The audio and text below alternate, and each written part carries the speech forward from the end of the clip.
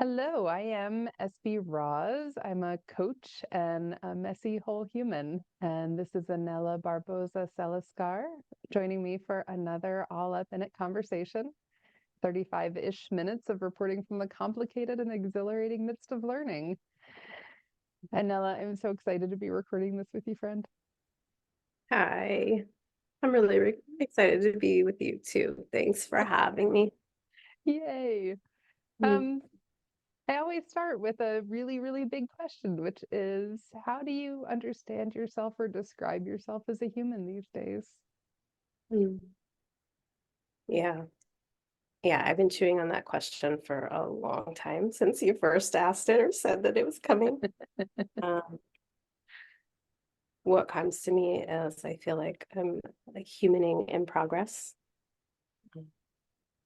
like Mm. constantly evolving, constantly trying to land inside of some sort of a basic outline and not scribble too much outside of the lines, but also leave room for growth.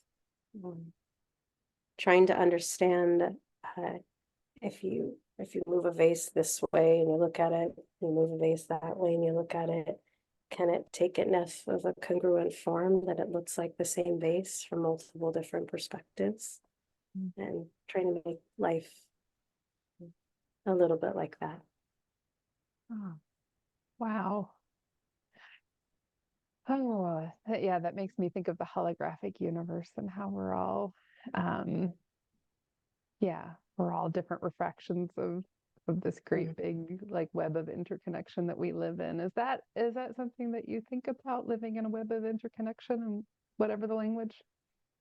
Yeah. If I think about uh, living aligned, and I think about all these different facets of ourselves and how people relate to us and how we relate to the world around us. And if we can pan out far enough, can we get those versions of ourselves close enough to one cohesive like form so that we're not constantly trying to figure out like, are we jumping from this part of the multi-universe to another part?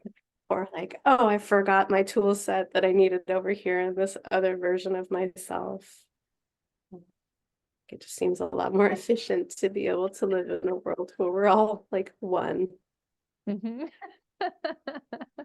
A great big co-housing community where we're sharing a few lawnmowers. That's right. That's right. Um, Yeah, yeah. Oh gosh, and like, yeah, that also makes me think about like authenticity and what it means to be, if that's a meaningful word for you, but like what it means to be authentically ourselves in a world that puts a lot of pressures on us to be otherwise. yeah, it's such an interesting question. Just thinking about like my perspective of living in this like conditioning of assimilation, right? And being uh, just a little bit of background about myself, right? Like being a person of color, multiracial, mixed ancestry, but also deeply rooted in the legacy of Hawaiian history and the colonization there, and then being uh, teleported before birth into a different social setting where there's assimilation and like no representation and no real cultural influences that align with the worldview that my body understands. And so trying to find a way into like what is authentic when things like belonging and social context and you know things like diaspora and assimilation and genocide are real. Like, what does it mean to be authentic in all of these different multiple ways of needing to survive and navigate humanity? Hmm. Yeah. I wonder if, I mean, that just, gosh, that gets me in the belly, right? Because Mm. it's so complicated and so important, right? It's such an important navigation for, um, I think all of us do at least bring curiosity to, right? Like about our own individual intersectionality and how we're feeling honored and self-honoring, and where it feels hard, right? Where either we feel dishonored, right, by the structures that be, and if and how that's translating into how we're being with ourselves. Does that feel relevant or resonant to you? Yeah, yeah. And there's a both and in what I just heard. You say in the systems and structures, right? Like maybe create this the sense of honoring or dishonoring or lack of, whatever it is, lack of being in some cases. And there's also the internalization that happens there, where we internalize the narratives and the beliefs of these systems and structures that we might be living inside, or we might actually be like somewhat removed from, but still have exposure to somewhere in our tissues. And then when we carry those internalized narratives, like what do we do to like liberate and relearn honoring inside of ourselves at the purest sense? Yeah. Yeah. When I'm working with clients around values, I talk about lint and the Velcro values. And what I'm, yeah, lint and the Velcro. And what I mean by that is like, you can picture, Oh. I know, right? Like a jacket or a bag with a Velcro enclosure, and it's always got like dog hair or string or whatever in it, right? And like, we don't mean for it to, but it does. And as I think about that, like as part of our psyche, right, that we're picking up ideas, right? And we start picking up ideas before we begin to have the consciousness or the awareness to evaluate the ideas, right? And so some ideas become influential, right? Get stuck to us when they're not Yeah, really our ideas or helpful ideas for us to hold, right? And I think about like internalized racism and homophobia and sexism, et cetera, as being some of the yeah. most pernicious and dangerous bits of lint. Oh, yeah, that's right. That's right. And thank you for that, like textural treat. I'll be contemplating cleaning Velcro for the rest of the day. Also just thinking about what function gets lost when our fibers are actually blocked with things that weren't part of the initial design, right? Like when we have just nothing but lint and fur from the neighbor dog, that we can no longer have our things seal and stick correctly. Yeah, yeah, absolutely. Um, is any of what we're talking about so far relevant to what you've been all up in lately? Like what the thick of your learning curve? Oh my goodness. Yeah, yeah, it's all so beautifully woven. Yeah, I feel like I'm very much in this process of trying to integrate these various perspectives. And essentially, I'm 2 years into coming home, like a lifetime of reclaiming land and reclaiming culture in a way that I'm really blessed and grateful for. And what that does is it kind of puts me at this like intersection of all of these different versions of myself that I've had to be throughout time. And um, yeah, who do I get to walk around in? Like what's the me suit that shows up and is like, I'm dressed for today? Mm-hmm. Um, and how that relates to work and life seem to be really kind of overlapping right now, where my life is um, trying to merge and belong and adjust to and build relationship inside of culture and space um, and land in a way that has lived inside of me for hundreds and thousands of years, and yet has only been recent in this lifetime. Um, and then also in my work life, I'm at this table where climate shift in terms of diversity is happening, and people are asking me to be in these rooms, but there's also this like unspoken agreement about model minority and what does it mean to gently guide people into change that's really messy and uncomfortable, and um, how do I true up a real authentic version of myself that Mhm. that honors all of that, like fight and work to get to where I am, and also honors that the appease and like um, people pleasing and softening and caretaking has been something that served me to get to that table. And now what do I do with Mhm. it? Yeah. Is that too vague? I mean, I would love to, I would always love to hear more, but it makes a lot of sense to me. And it makes me think about like being asked to be, no, I don't even think it's an ask, like, at least not the way I've experienced it. And I've heard other people describe it, like that to, I was going to say, asked to be responsible for um, the emotional well-being or the emotional, it's not even well-being, but like calmness of like the people in power.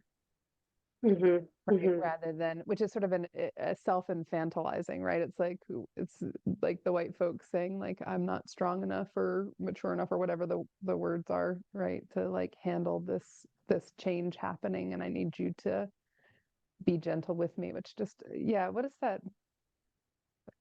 I don't know. That just sounds terrible. It feels terrible. Yeah, both of those. Both of those, I think. Yes.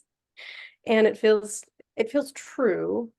And again, we were talking about unspoken agreements that Mhm. are alive and well in dynamics. And what that makes me, what that produces in me is this feeling of um, there's like a loyalty badge that Mm. feels like part of the unspoken agreement, like, oh, we can trust you. We can trust you. And so we want more of you.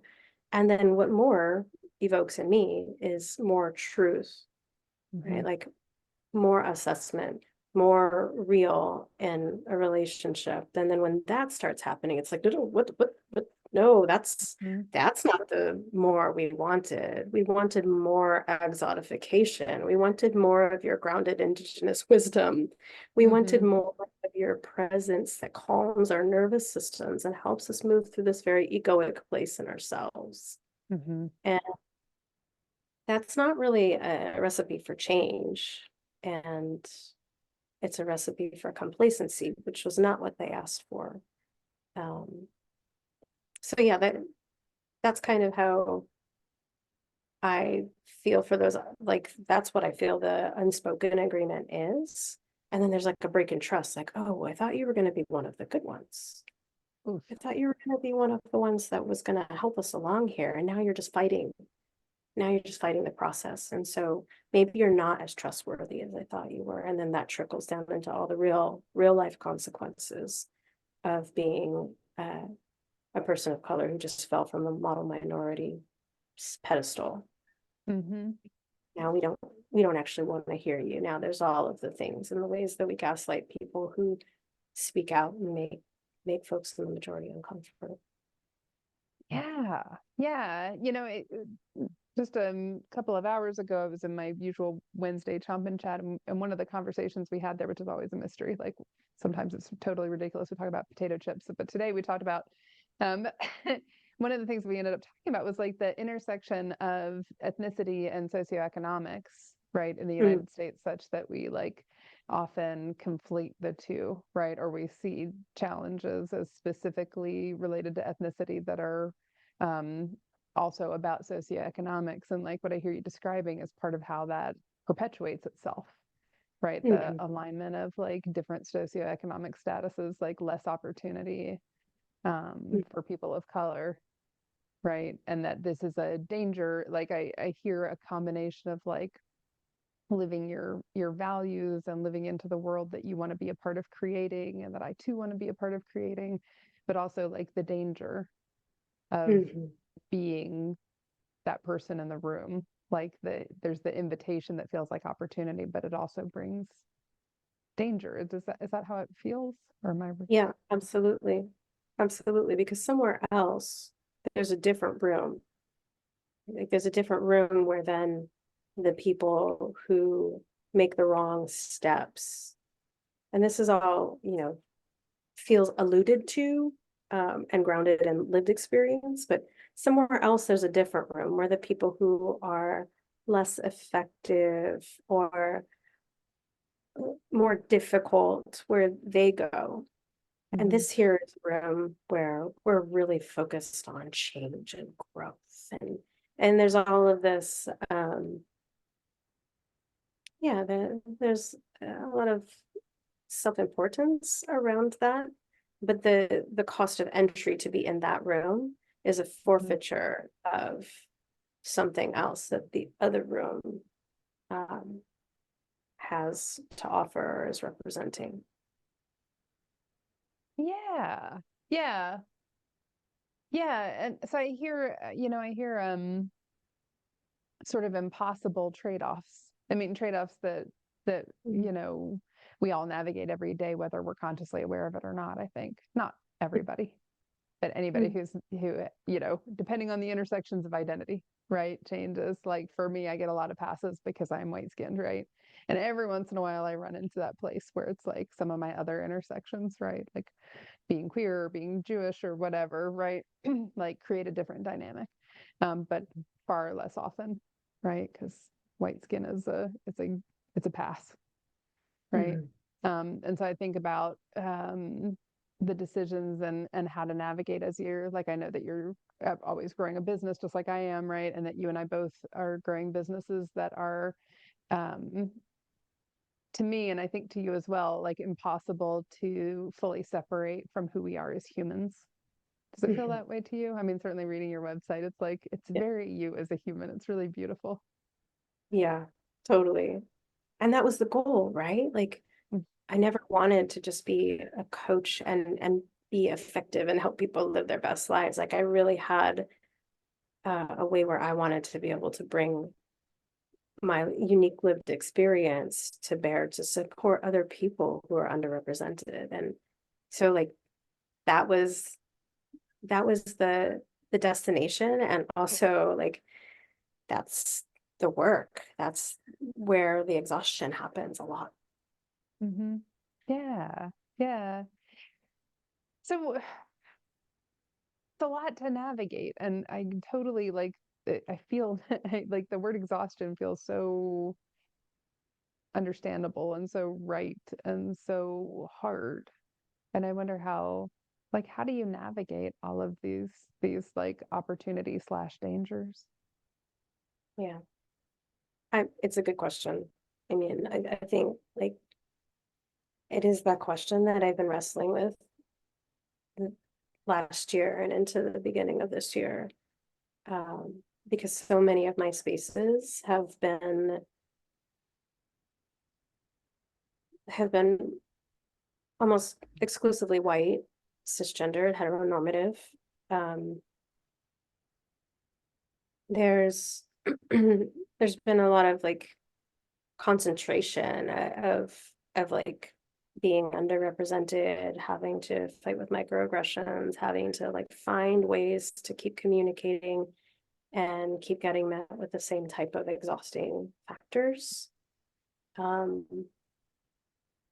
and honestly, I've had to co-create space a lot because the spaces don't exist structurally. There's not a lot, and it is growing, it's emerging, but like BIPOC mixed race spaces for people who um, are trying to navigate the too much of this and not enough of that. Those have been really slow on the up, and so there's like either you are and you were raised in community, or you aren't and you're trying to get into these other spaces. And what I guess I'm really trying to land in this point is that uh, rest comes in community. Hmm. It comes with knowing that we're not alone, with like having places to belong, having those people that we can like really unmask with, that can hold us and be like, I see you and it's all good and you're safe to be who you are. I welcome it. I welcome more. Um, And those come in individual friendships, right? Like people who I deeply trust and love and care about. And they come in community that's still growing. And sometimes it feels like it's not growing fast enough because there's just not enough people to hold all that we're holding. Yeah. Yeah. I get that. I get that. I do think we deeply need each other. And I think the sort of rise of individualism in the last 200 years has really served the system and really harmed us as humans. Um, I wanted to circle back around to what you were saying earlier about returning to your land and to a place that your body knows. And I wonder, how's it been like to return to this land and like the integration of sort of training and body, or I don't even know if integration is the right word, but Yeah, it's wild. I mean, it's truly just been a wild adventure. Um, you know, one thing about having an oral history and then colonization is that once the oral history is disrupted because the language is eradicated, there's really not text. And there's not text to be able to reference. And so from an academic perspective, not a lot of like research is possible if you're far away from the epicenter. And so that really fueled like my academic pursuit. You know, I was a good student, a little Asian kid with a big head in Northern California. Like I knew how to study. But also when I realized like, oh, there's learning that I can do that might actually bring me closer to where I'm from, I dove right in and mm-hmm. tried to learn as much as I could. And I am very fortunate that during my lifetime, also language was revitalized and also culture was brought up and like reclaimed in this really like earthy, practical, like no nonsense kind of way, a little bit at a time, uncovering the archive of all of the missing information that was written in our original language, that really told a different story than what the history books had. And so I was like eating all that up over there on the continent on Turtle Island, like just doing what I could to do my part and be a contributor to this community. And so I felt like it's like reading a book on how to fly an airplane. I'm like, okay, and then I'm gonna do this with my hands, I guess, like some rough sketch of a diagram to be like, this is what it looks like to be a Hawaiian. And so to come back now, and actually I live in, like this was the house built by my family for my mom and my grandpa who was going to live his last few years of his life here. They planted all the trees. They, picked the fruits. They got rid of the invasive ant problem. Like this is the land that they cared for during the time. And also recognizing that before this, we came from other places in Hawaii. And before that, some of my family came from other places outside of Hawaii. So there's parts that feel really familiar.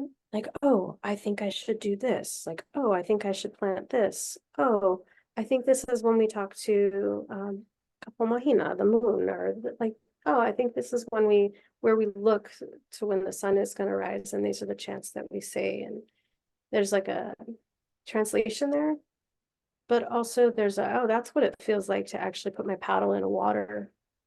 That's what it feels like to actually like be in the sand when the water is pulling out from underneath us and we're pushing the canoe out. Right? Like Wow. this is what it feels like to have your first ulu, it's a breadfruit, grow on your tree. This is what it feels like to bury your first animal that died on your property. This is what it feels like to see the people that like fall to their death on the cliff a half a mile away from me. Like seeing the seasons and living in it is like a visceral, like being in the pot that I had always saw myself in. Like, putting me in the soil, and now I have to grow roots and be like, oh, that's what it feels like to search for water. Mm-hmm. Wow. What have you been learning about yourself as you've been sensing into being in Hawaii? So strange. Like it's really, there's really like a both and action going on right now, where when I was over there, I was like all Hawaiian all day. Like that was me. That's like how I identified, and very much I can own that it was an over indexing, because that was like how I was going to be able to survive the cold, harsh, long winters of Minnesota, Montana, rural Northern California. God help them. And I was like, that was me. That was how I got by. And then I got here and I was like, oh, but there's this other part of me too that is like learned a different kind of English, like learned how to speak in these white spaces and has this like different perspective. It's not an either or, but I grew up very much understanding that there was more than one worldview and that mine wasn't the majority. And so I'm learning now that I'm here, and one of my worldviews that was like vastly underrepresented is more in the majority, but then I also have internalized and understand the world in this other way too. So I guess there's like a settling of that where I can walk around and be in more physical safety. At least I perceive that I'm more physically received here in a way that I can be safe and my system can just feel like a normal human.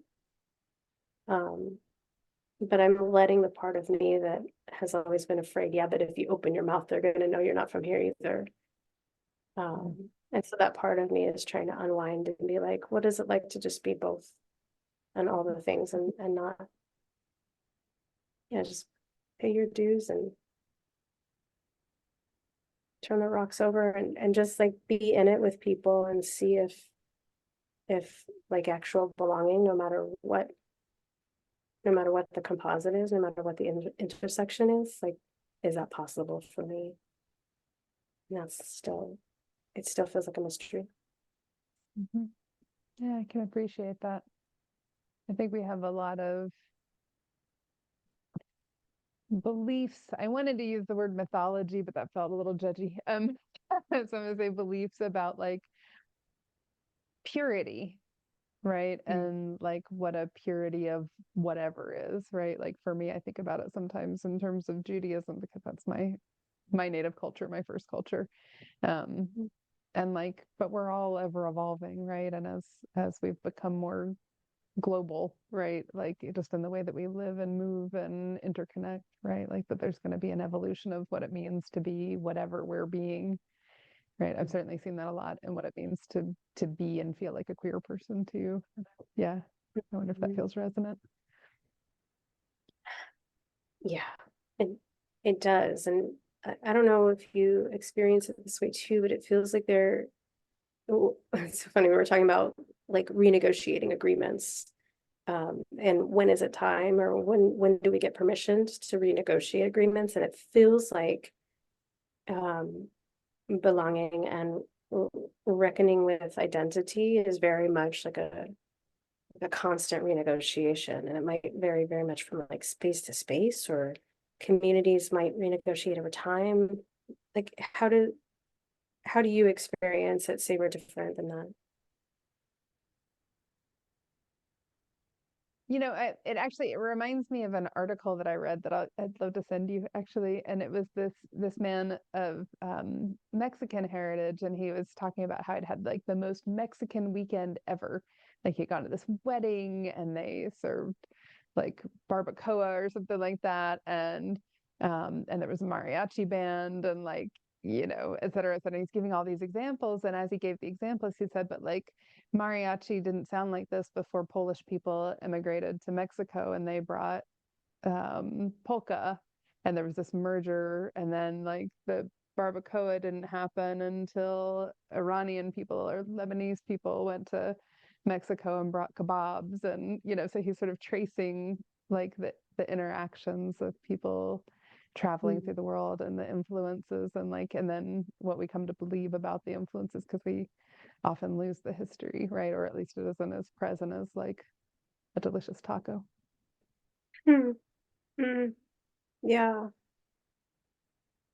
You know, so much of my experience before coming home was wanting to feel credentialed enough or permissioned enough. Like I had earned enough gifts from abroad, or like brought enough things that were of value to our community here, that I could come home and like be accepted. Ooh, I'm getting a little emotional about that, but be accepted and brought back into my community here, that they might say like, oh, you went somewhere worthwhile, and we could use what you have to offer now, and so you can come back. And that's what that really reminds me of, is like we're all constantly building and learning and adopting these new influences, and that they shape and reshape culture and community and way of life over time. Maybe not always as delicious as barbacoa does, but not everything's. Oh, my friend, this has been heart-filling and moving and delightful. And I have but one question left for you, which is if there is a nonprofit you'd like to share, or a community-related idea that you would like to share, something to spotlight before we wrap. Yeah, thank you for that. I thought a lot about this one too, and um, I think what I would ask is that if everybody knew the land that they were on, like the land that where they are, and who are the indigenous people who came from that land, and how could they be of service in just a small way to benefit where those folks are today and how they're living today. I think that would be right for me. Like I could tell you that my son works at the fish pond in ʻOia and on Oahu, but really, like, it's really where we stand, where we are in the relationships with the land and the peoples of those lands, that would warm my heart. So yeah, find your people, find your land. Thank you. The beautiful invitation. And I wish you, Anela, and I wish me, and I wish anybody listening or watching ease and joy in the midst of all that we are learning. Thank you again.